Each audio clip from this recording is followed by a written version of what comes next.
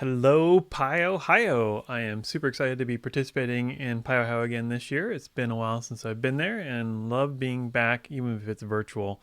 I'm going to talk about hacking Django channels for fun and profit. My name is Calvin Hendryx-Parker. I'm co-founder and CTO of 6 Feet Up. We are a Python and cloud consulting company based out of Indiana, so right next door. Quick backstory. So we're going to be talking about Django and channels, and there's a big difference there because Django started life as a synchronous web server. The async story of Django started being brought in as a part of Django with each subsequent 3.x release. So 3.0 got us Django routers. 3.1, we're talking more about Django views. 3.2 was supposed to get us an asynchronous ORM, but I believe that's going to be coming more in Django 3.3. So Django kind of really started life before asynchronous was even really a thing. So it's kind of interesting to see how it's evolved over time and how we can use it. And so if you think about the traditional way you would use Django, and probably the way 90% of folks are still using Django today, is Django processes requests in a very synchronous way. There's a request and response loop that Django goes through to basically an incoming request goes through this stack of middleware, hits your view function, you do some work, look up some object in the ORM, and then it goes back out through that same middleware. Well, if we talk about asynchronous, this could be a talk of its own, but basically that's WSGI versus ASGI. So we've gone from the web service gateway interface to an asynchronous service gateway interface, and this allows us to make things bidirectional. So if we just swap WSGI.py with an ASGI.py as our entry point to the application, voila, with the latest versions of Django, we now have support for doing asynchronous work. But I think really to understand this deeper, we're going to need to go and understand what a WebSocket is for some folks. So if we come over here and do a quick demonstration on LoudSwarm, you're going to see a couple things on the page. We've got our LoudSwarm application that has a Slack integration embedded into the page. And these messages are received in real time as someone Slacks them. So if I actually come over here and say demo for PyOhio, relatively quickly, you'll see demo for PyOhio show up over in the Slack channel. And if you look at the inspector down below, you can see these are all the messages coming across the WebSocket. I've got the WebSocket opened up. You can see that when the WebSocket loads on this page, it actually authenticates. We get a message back saying that was cool. And then we subscribe to whatever session we're currently looking at for new messages coming in that are tied to that specific channel. So inner channels, let's talk more, let's dive a little deeper in on specifically channels. Channels is made up of three main components, which are going to be the consumers, which is how when we talk about channels, you're typically thinking about building a consumer class inside your application that listens for messages coming from the WebSocket. Channel layers, which is how our application talks between the various consumers and the various Django bits of your code and those consumers. And then background workers, which is a relatively new part of channels, which gives us an ability to do long-running like asynchronous tasks, kind of like Celery, but I'll talk a little bit in more depth on how that relates to Celery itself. If we look at a consumer example, so this is actually building what a consumer looks like, you just would typically inherit from like the JSON WebSocket consumer, and then you implement methods that line up to the messages you want to send and receive across that consumer. So in this case, if JSON comes in, you can actually decode it, and this is all directly from the LoudSwarm application we were just showing, that it looks for message types, looks for greetings, and then kind of gives you a hello, response. So this is just constantly connected and listening for new messages coming in. The way this all gets routed to the asynchronous part, because Django still has the synchronous portions of Django and the asynchronous parts of Django living side by side. So you need to have the ASGI router know how to route those messages. If it's HTTP, which is stateless, you're going to want to route those to the standard, ASGI or the synchronous part of Django. And if you're doing a WebSocket, you're going to want to be able to route that to your specific consumers. In our case, we're made a URL router in our application that knows how to deal with the WebSocket patterns. So we import those here, and now /ws can go to the WebSocket, where /my view or /speakers goes to the HTTP router that's coming in here. There's a third type of router we're seeing here, which is the channel protocol router. And I'll talk about that as we go further in here, because that's going to be important for sending asynchronous messages between the background workers themselves. So let's talk about background workers. These are new to channels and probably less used, but it's really what we want to use for our kind of abusive channels. I hope more folks kind of pick this up and start using this part of channels because it's really, really handy and actually gives you a lot of power right out of the box with really not much additional code added in as far as additional add-ons. All of channels itself out of the box can do this. Because really what I want the reverse. If you think about the demo I showed for the WebSockets, my web browser loaded up a page, it went to the w/ws WebSocket and established a long-running connection between my browser and the Django application.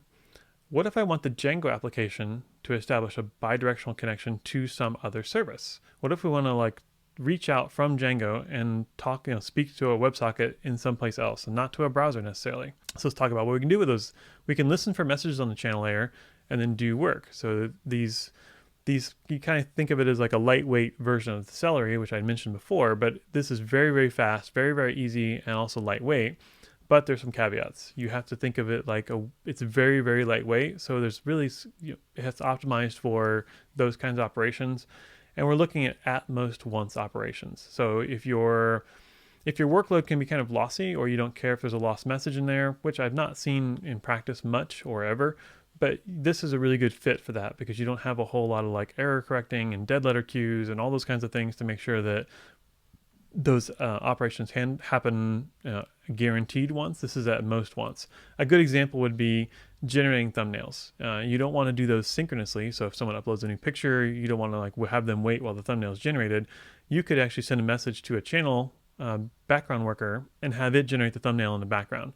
You really don't care if it gets generated, or not.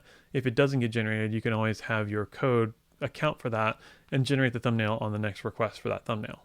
So it's kind of a nice little helper. But for us, we have a real world use case. We want to be able to talk to Discord, and Discord's integrations as opposed to Slack's integration is different because it uses WebSockets. Here, we need to make sure we have WebSockets on both sides of this equation. We're going to have Django talk to Discord over WebSockets and then talk to our client over WebSockets as well. So, but it's all built inside of Django. We don't want to go outside of Django. Why? Because we really care about the ORM. We want to be able to leverage that long-running process and have the ORM available.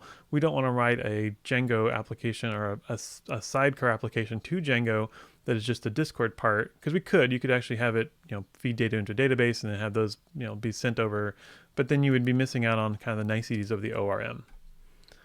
So let's hack our own worker. We want to do something with channels, but it doesn't necessarily do this out of the box. The long running part of this is where we had to make a little hack to get Django background workers to start up on start. There's not necessarily an on start event in Django, so there's nothing to kick it off and make this run long running. To do this, all we had to do is subclass our own stateless server from the ASGI framework bits and modified the handler itself to specify like a collection or lists of background tasks that should happen on start. So we populate that list of lackeys you'll see right there, and then we loop over them, putting them into the async wait, and then as they return, some of them may return right away. So you could think of it as having initialization or startup tasks that can run in the background, and then they just stop when they're done. Or you have long running ones that never stop until the service is actually called to quit. So why would you do this? Because we don't want to respond. We don't want to just make a respond to channel layer message to have something happen. In the case of the thumbnail generation, your view can send a message to that channel layer through the routing of a channels type protocol, and it would kick off the background task runner as requests came in. In our case, we want to make sure this happens as the server starts up, which is why we had this bit of a hack to the service. So when messages are received from Discord and we want to send them out to our clients, this is just part of our long-running task that we added into the coroutine. It's a chat client using the standard PyDiscord library. It listens for messages, and when they happen, it runs the make webhook transaction, which throws them into a queue to get processed and then sent back out over a different WebSocket to our clients. When we want to actually generate messages from the Django application and send them to Discord, for example, notifying when a new session is getting ready to start, we just send those over our own consumer. If we have an async consumer that's attached to the Discord WebSocket, and then to send those messages, we just do a channel layer send over our specific channel layer and to what kind of type, which is sent to Discord with our message. And then magic happens, and we now talk bidirectionally back to Discord over the WebSocket connection. You can use this for any old long-running task. So if you've got long-running tasks that maybe were a little overkill for Celery, or things that can be kind of lossy, or you can put in your own error correction into the backside of those task processing, this is a great way to make that happen. As far as wish lists, I'd love to get this a little bit kind of hacked back into the channels project itself. I've talked with some of the maintainers, and I think they're definitely willing, and I just got to find the time to do it. I'd love to add some examples to the documentation of showing how to use long-running code examples and single-shot coroutines. Add additional options for 2 classifications of those coroutines: the ones that start right away, and optionally ones that could run after those stop. So you could kind of have a chain of asynchronous tasks that could have a dependency order to them. Would make it really handy for doing some pretty interesting asynchronous tasks with Django out of the box with channels. Quick tip and trick before I go. The docs don't mention this, but channel layer capacity defaults to 100. So if you're pushing a bunch of messages across the bus and you push more than 100 at a time, it's just going to drop them silently. So there is a environment variable you can put in your settings file that will actually allow you to up that capacity. We've been running with 1,000 currently set as our limit for Loudswarm and not running any issues. But if you do notice that messages are maybe not making it through, you may want to check that channel layer capacity. That was the wrap. Thanks so much for having me at PyOhio. I want to thank the organizers for persevering and putting the conference on. I look forward to us all being back in person. And if you have any questions, don't hesitate to come find me on the internets. I am Calvin HP in most places, and you can also find us at 6feetup.com/blog. Thanks a lot. See y'all soon.